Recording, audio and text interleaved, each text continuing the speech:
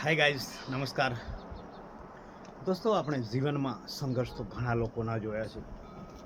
ઘણા લોકો સંઘર્ષ કરીને આગળ આવતા હોય છે, પણ કદાચ જીવનમાં જો તમારા દુશ્મન કોઈ ના થયા ને તો સમજી લેવું કે તમે તરક્કીથી આ સક્સેસથી હજી દૂર છો.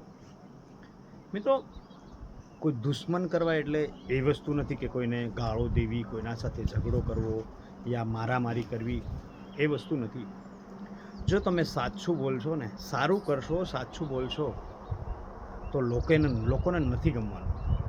ધ્યાન રાખજો. કોઈને સાચું કહીને તો જુઓ, કોઈને સાચું બોલીને તો જુઓ, સાચું સંભળાવીને તો જુઓ, સાચું કામ કરીને તો જુઓ. સારું કામ કરનાર વ્યક્તિ દરેક લોકોને નથી ગમતા મિત્રો.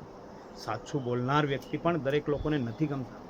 એટલે આ કરીને તો જોજો. તમે તમારા પણ દુશ્મન ના હોય ને તો ના વધે તો મને કહેજો દોસ્તો, કેમ કે આ બધા મારા પોતાના અનુભવો કરેલા છે જીવનમાં. હું તો એટલું માનું છું કે યાર, દુશ્મન જો તમારા વધારે ને વધારે બની રહ્યા છે ને તો કોઈ ચિંતા કરવાની જરૂર નથી.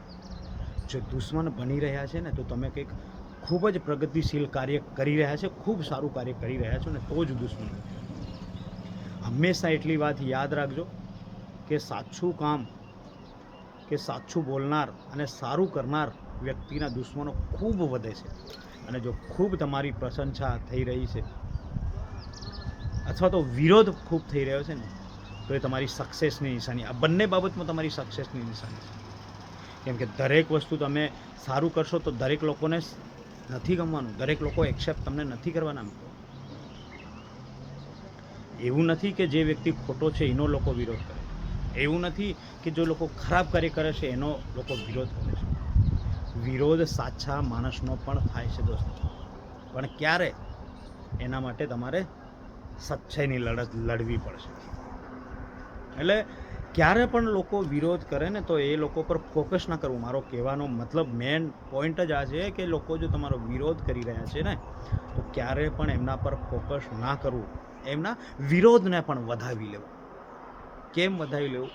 કે લોકો તમને તાકાત આપી રહ્યા છે, એમનો વિરોધ તમને તાકાત આપી રહ્યો છે, તમને વધુ મજબૂત બનાવી રહ્યો છે. એટલે લોકો પર ધ્યાન આપવાનું છોડીને, લોકો શું કરી રહ્યા છે, શું કહી રહ્યા છે, એ બધું છોડીને માત્ર તમારું ફોકસ તમારા કામ પર રાખો. જેટલો વિરોધ થાય એટલો થવા દો ને. એમને વિરોધ કરીને ખુશી મળે તો કહેવાનું હજી વિરોધ કરો, આપણને કોઈ ફરક નથી પડતો. કોઈના વિરોધ કરવાથી આપણને શું ફરક પડવાનો છે? શું એ લોકો વિરોધ કરવાથી આપણે ડરી જવાના છે? આપણે કોઈ ગુનો કર્યો છે? આપણે કોઈના સાથે ખોટું નથી કર્યું, કોઈનું આપણે બગાડ્યું નથી, તો આપણે ડરવાની પણ કોઈ જરૂર નથી. એ જેટલા પણ લોકો વિરોધ કરી રહ્યા છે ને એ એમની અધોગતિ તરફ જઈ રહ્યા છે, ક્યારે પ્રગતિશીલ ના થાય એ લોકો. કેમ કે એમનું ફોકસ તો તમારા વિરોધ કરવામાં છે, એમનું ફોકસ તમારા પર છે મિત્રો. તો એમના કરિયર પર ક્યારે ફોકસ આપશે? એમના કામ પર ક્યારે ફોકસ આપશે? એટલે મારી તો એટલી જ સલાહ છે, એટલી જ વિનંતી કરું છું દરેક મિત્રોને કે યાર મિત્રો, તમે જે પણ કામ કરી રહ્યા છો યા કરવા જઈ રહ્યા છો તો માત્ર ફોકસ તમારું એના પર રાખો. આજુબાજુની દુનિયા પર, આજુબાજુના લોકો પર ક્યારેય ફોકસ ના રાખવું. લોકો શું વિચારે છે, શું કહે છે, એના કરતાં તમે પોતે શું વિચારો છો, તમે બેસ્ટ શું કરી શકો છો, તમે કેટલા કેપેબલ છો, તમારી ક્ષમતા કેટલી છે, તમારી પાસે તમારું માઇન્ડસેટ કયા પ્રકારનું છે, આ બધી બાબતો પર ધ્યાન આપો. તમારા આયોજન પર, તમારી પ્લાનિંગ પર ધ્યાન આપો. 6% સક્સેસ થવા છે, પણ બાહ્ય બાબતને લઈને, લોકોને લઈને ચિંતિત ક્યારે ન થતા. જે વ્યક્તિ દરેક લોકોના વિરોધની લઈને ચિંતા કરે છે ને એ વ્યક્તિ પાછળ પડી જાય છે. પાછળ પાડવાવાળા તો ઘણા છે દોસ્તો. તમે માત્ર આગળ વધવાની કોશિશ કરો, આગળ દોડવાની કોશિશ કરો. મજાક કરવાવાળા તો ઘણા છે, પણ તમે એ લોકોની મજાક બનાવવાની નહીં, પણ આપણે એમને આપણી મજાક બનાવવા દેવાની. એટલે દોસ્તો, સીધી અને સટ વાત છે કે ચિંતા કયા પણ પ્રકારની, કોઈ પણ પ્રકારની કરવાની નથી. માત્ર ને માત્ર આપણે આપણું 100% એફર્ટ આપવાનું છે, આપણે મહેનત કરવાની છે, આપણે સારું કાર્ય, સાચું કામ કરવા પર ધ્યાન આપવાની છે દોસ્તો.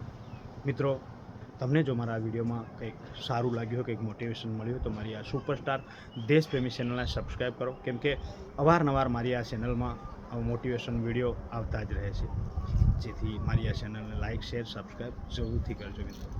મારો આ વિડીયો સાંભળવા બદલ, જોવા બદલ ખૂબ ખૂબ આભાર, દિલથી આભાર વ્યક્ત કરું છું. બાય બાય મિત્રો.